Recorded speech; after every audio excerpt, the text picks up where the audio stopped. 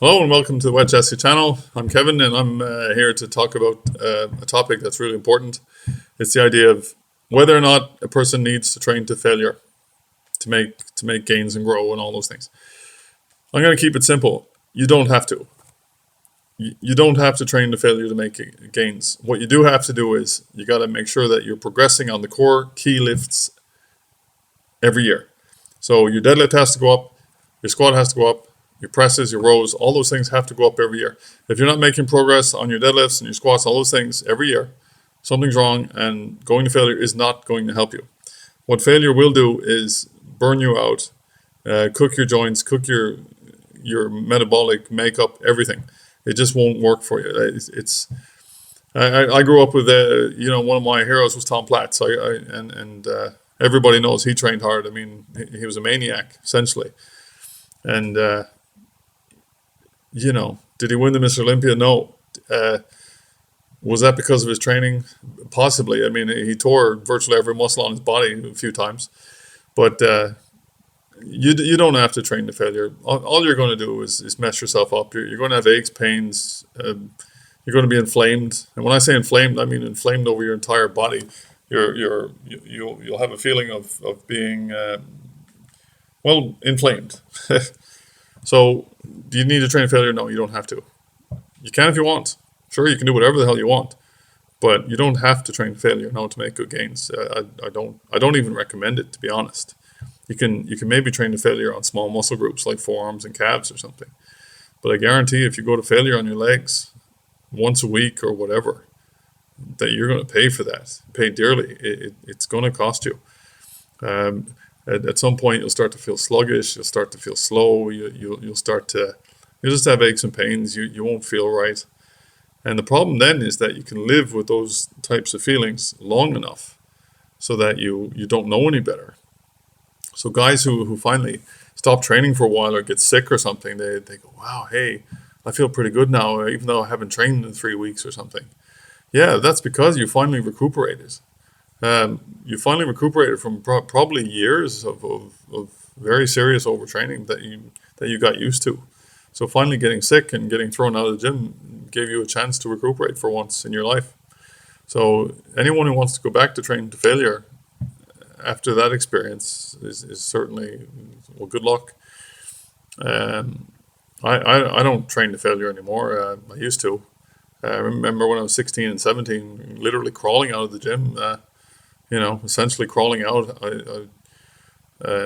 Not literally, I can't say that, but coming out of there feeling ill. And I mean, when you're young and strong at 16, you think, wow, I must have done something really bad here if I can barely walk. And did I make gains from it? No, not really. What I did notice, though, by training to failure was that I didn't have any separation. The separation would disappear. And I found out that the separation was because of inflammation. Inflammation in the general sense, and inflammation means swelling and so on. So you lose your cuts and all those things. So again, training to failure, you don't have to. You can if you want. Of course, you can do anything you want, like I said, but you don't have to train to failure to make good gains. I know there are a lot of guys on here who will say, yeah, and they'll argue and all this and that, and that's okay. Like I said, I've been in this a long time, 30 years now, and I've tried it all. I've tried every program imaginable. I tried 3 sets of 10. I tried the forced reps. I tried all negative training once, and that worked. That worked okay, but I was disappointed when I came back to full reps. I've experimented with this latest thing called Max Stim or whatever you call it. In Germany, they call it pit force training, and that's a series of single repetitions. You just do 20 repetitions, but all singles, and you can lift heavier weight, and that seems to be okay. I've had good result with that, but the best results I've ever gotten is when I concentrate on good basic lifts with the bar and the dumbbells, and I make progress every year in those basic lifts. Then things start moving along nicely. Like I said in another video, if your deadlift goes up from 225 to 315, that's going to reflect in your body whether or not you're on drugs or not. So again, to summarize, you don't have to train to failure, but you got to make you got to make some gains on those core lifts every year. And if you do that, everything will be great. And there's a million scientists on here on YouTube that'll tell you all these different things. But I'm not sponsored by anyone, and I don't give a damn. But what I'm telling you is coming from the heart, and I'm not on here to be a comedian. I just want to dispense good, solid information based on experience. Okay, if it helps, I'll be really glad for you. And thank you for tuning in. If you have, if not, who fucking cares? But I appreciate people checking in. It's nice, and I'll continue to share what I can, and you can trust that it's coming from the heart. I don't get paid by any sponsors or anything like that, so I'm not going to recommend you run out and buy powders and chemicals and so on.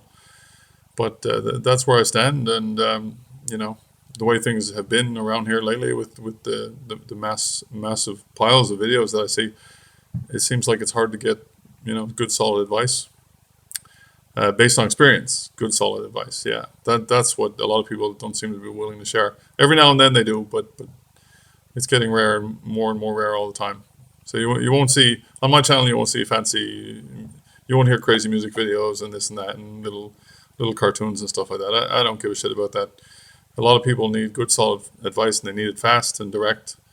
And as I said, it is advice. It's not science or whatever. I mean, maybe not, but it's good solid advice based on 30 years experience, at least in this area anyway. Okay, so thanks for tuning in. Have a good day, and we'll see you next time.